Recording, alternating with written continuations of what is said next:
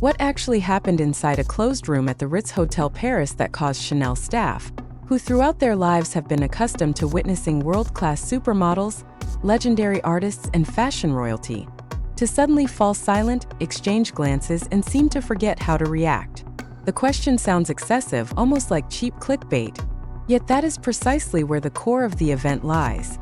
An event that is now shaking the global fashion and beauty world. Because for the first time, it was not a haute couture gown or a perfume bottle worth millions of dollars that stole the spotlight, but a Jungkook, and the way he read Chanel's legacy without a single written script in his hands. That Paris morning was not trying to show off. A gray sky hung low over Place Vendôme, as if the fashion capital of the world were deliberately holding its breath. Behind the classical facade of the Ritz Hotel, where Gabrielle Chanel had lived since 1937 and carved out many historic decisions, an event that was barely documented by cameras was taking place. It was not an open fashion show, not a grand press conference, nor a celebrity party. What unfolded was a quiet, intimate moment, and according to ELLE Korea's beauty director, not planned to become a legend, yet precisely because of that, it became one. Jung, beauty director of ELLE Korea, is not someone who is easily impressed. For years, she had watched major stars come and go, sample perfumes, pose, and leave with professional smiles. But that day was different. In an internal interview that later leaked to various fashion newsrooms, she admitted there was an unusual pause, a silence that stretched too long, when Jungkook first sat at the classic wooden table of the Ritz, directly facing a lineup of Chanel perfume bottles from the 1920s to the 1950s, deliberately brought out from the sacred archives of Chanel patrimoine. Those bottles were not merely fragrances. They were time capsules. Each drop carried history, Gabrielle Chanel's intuition, and the artistic decisions that shaped the identity of the French fashion house for more than a century. Normally, even world-class celebrities would only touch replicas or reinterpretations. But that day, Jungkook sat face-to-face with the originals. There were no aggressive camera flashes, no demand for dramatic expressions. Only Jungkook, the scent of the past, and Chanel staff standing with an almost religious posture. At first, we thought this would be a normal session, Jung said. The sentence was simple, yet delivered with a tone containing both regret and admiration. Because when Chanel's global representatives began explaining Gabrielle Chanel's methodology in choosing scents, how she trusted intuition, the atmosphere of the era, and the emotions of modern women, something unexpected happened. Jungkook did not merely listen. He tilted his head, brought the bottle closer to his nose, read the aged label with great care, and then stopped. The next moment, the room changed without being prompted, without being given names. Jungkook mentioned a specific scent, and his reaction was not that of an actor performing a role. "I know this scent," he said softly, almost as if speaking to himself. "I like it." The words broke the silence, followed by a small laugh. Not a polite laugh, but one born of disbelief. Several Chanel staff exchanged glances, because the aroma Jungkook recognized was one of the variants rarely encountered by the modern public. This was the point where the story shifted from a simple magazine shoot into something much larger. What does it mean for a K-pop idol to be able to recognize the character of a vintage Chanel perfume? Was it mere sensory coincidence, or proof that Jungkook's public persona still contained layers that had yet to be fully read? ELLE Korea realized they were witnessing something that could not be forced into a standard editorial format. Jungkook was not merely the January 2026 cover model. He was present as a subject actively dialoguing with history. In the academic context of the fashion world, the moment was almost paradoxical. A 21st century pop culture figure facing 20th century fashion artifacts, then discovering an intersection that felt authentic. Jung described the moment as the second when Chanel felt alive again in the hands of a new generation. The statement sounded grand, even risky, yet the facts in the room were difficult to refute. Jungkook was no stranger to Chanel. Before officially becoming a global ambassador for Chanel Beauty, he had long used and known the brand's fragrances, particularly Bleu de Chanel. But his admission that day surprised many. He described Bleu de Chanel not as a symbol of aggressive masculinity, but as quiet freedom, a presence that does not force itself to be harsh. That sentence, according to ELLE Korea editors, was instantly marked as a key quote, because indirectly, Jungkook was reinterpreting the meaning of men's fragrance, something that has long been debated in cultural studies of masculinity and fashion. And he did it without academic jargon, without theoretical claims, solely through personal experience. Inside that room, the boundaries between artist, brand, and history blurred. Jungkook was not treated as talent to be directed, but as an individual exploring. The famously perfectionist Chanel staff chose silence and observation. There were no quick corrections, no interruptions, because every reaction from Jungkook seemed to offer new insight, not about him, but about how Chanel's legacy could be reread. What made the situation even more emotional was the location itself. The Ritz Hotel Paris was no ordinary place. It was where Gabrielle Chanel had lived for decades, watching the world change from her window and making decisions that shaped the direction of the fashion house. The fact that Jungkook conducted his first shoot as a global ambassador for Chanel Beauty in a space saturated with symbolism raised an even larger question. Was this curatorial coincidence, or Chanel's strategic step to connect past and future through a single figure? The official answer might sound normative, but the spontaneous reaction in that room, silence followed by awe, could not be manufactured through marketing strategy alone. ELLE Korea noted that Jungkook's aura that day differed from typical shoots. He was not trying to look iconic. He appeared curious, and it was precisely that curiosity that made everything feel more iconic than planned. When the session ended, there was no loud applause. No excessive celebration. But Yoon Ji-young recalled one small detail that now felt decisive. A senior Chanel staff member, someone who rarely spoke, simply said before leaving the room, "Gabrielle would like this."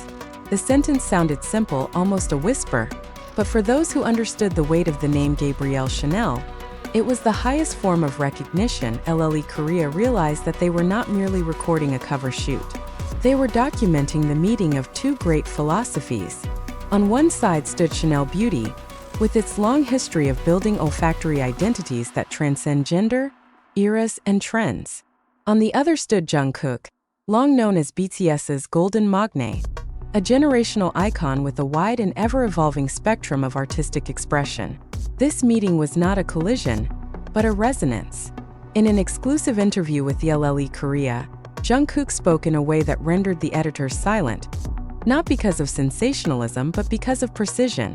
He described music as something that gives power to everyone, without being bound by seasons or genres. The statement sounded simple, yet when placed in the context of Chanel, its meaning became layered. Chanel, from its very beginning, has been a fashion house that refused to be confined to a single definition of femininity, masculinity, or luxury. What Jungkook said about music turned out to parallel what Chanel has done with fragrance.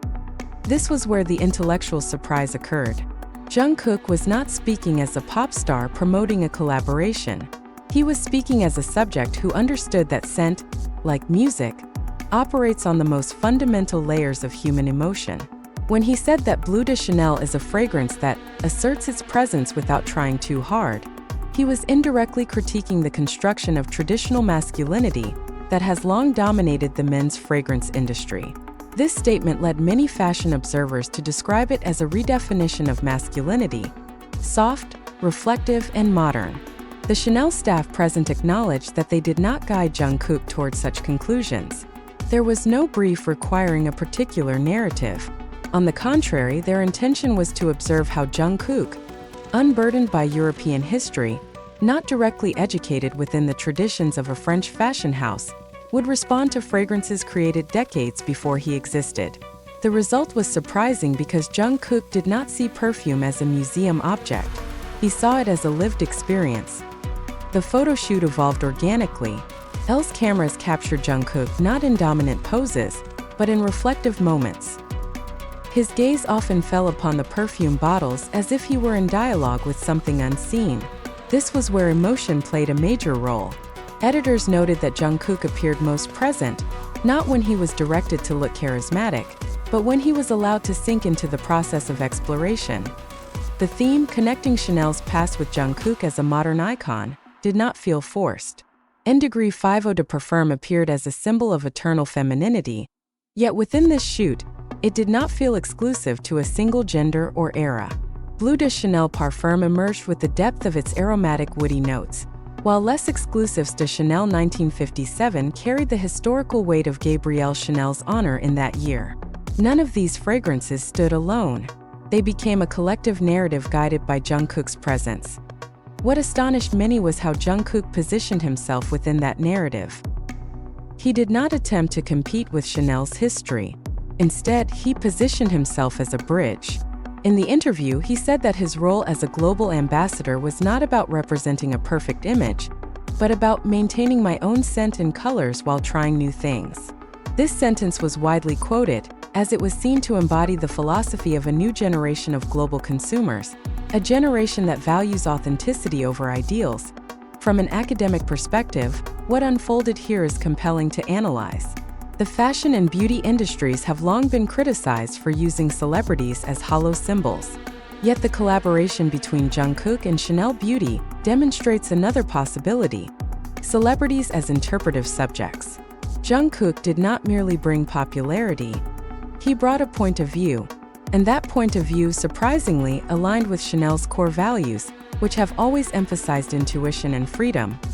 The effect was felt almost immediately. When ELLE Korea's January 2026 issue was released, public response exceeded expectations. All 9 individual cover versions as well as the complete set sold out in a short time. Korean media dubbed Jungkook the Chanel Prince, while the title King of Sold Out resurfaced once again. But beyond the numbers, there was something quieter yet more significant: a public discussion about scent, identity, and the meaning of representation. Social media was filled with analysis, not just praise. Fans and fashion observers dissected Jungkook's expressions, his quotes, even the way he held a perfume bottle. This phenomenon is rare for a beauty campaign. Usually, discourse ends at the visuals. This time, the discourse moved toward meaning. Why does Jungkook feel right for Chanel Beauty? Why does this collaboration feel more emotional than strategic? The answer may lie in the small moments unseen by the camera, such as when Jungkook smiled while listening to stories about Gabrielle Chanel, or when he paused for a few seconds longer than usual before placing a perfume bottle back on the table. These details, according to Yoon Ji-young, are why the shoot felt honest. And honesty, in an industry often accused of artificiality, is the greatest surprise of all.